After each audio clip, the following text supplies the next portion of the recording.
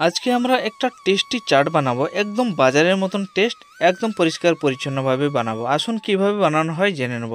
প্রথমে আমাদেরকে কিছু মটর 7-8 ঘন্টা আগে থেকে জলে ভিজিয়ে নিতে হবে। তারপরে কিছু আলু ছাড়িয়ে দিয়ে তার সাথে একটুখানি লবণ হলুদ দিয়ে হালকা একটু জল দিয়ে প্রেসার কুকারে এটাকে সিদ্ধ করে নিতে হবে। কমসে কম 5-6টা সিটি মারা পর্যন্ত আমাদেরকে অপেক্ষা করতে হবে। তারপরে এগুলোকে বার করে নিয়ে একটা চামচ বা একটা স্টিল গ্লাস দিয়ে তার নিচটা দিয়ে এরকম একটু চেপে চেপে দিতে হবে। এবারে পেঁয়াজ একটু কষে নিতে হবে। পেঁয়াজ একটু হয়ে আসবে, আদা রসুনের পেস্ট দিয়ে আবার একটু কষে নিতে হবে। এবারে টমেটো কাটা দিয়ে একটুখানি লেড়ে নেওয়ার পর হালকা একটু এতে জল দিতে হবে, কিন্তু তার আগে একটুখানি হলুদ গুঁড়া, লঙ্কা গুঁড়া, তার সাথে একটুখানি লবণ আর একটুখানি ধনে পাউডার দিয়ে একটুখানি কষে নিতে হবে।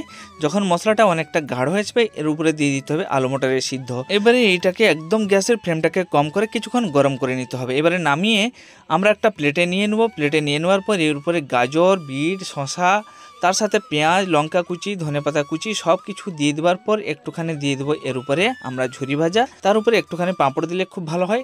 এখন হালকা একটু এর উপরে তেঁতুলের জল, একটু টমেটো সস, একটুখানি জিরা গুঁড়া, লঙ্কা গুঁড়া, তার সাথে একটুখানি বিট লবণ, যদি আপনি চান এর সাথে একটুখানি জলজিরা বা চাট মশলা, হালকা একটু লেবুর রস দিয়ে দিলে তৈরি হয়ে গেল আমাদের টেস্টি টেস্টি চাট।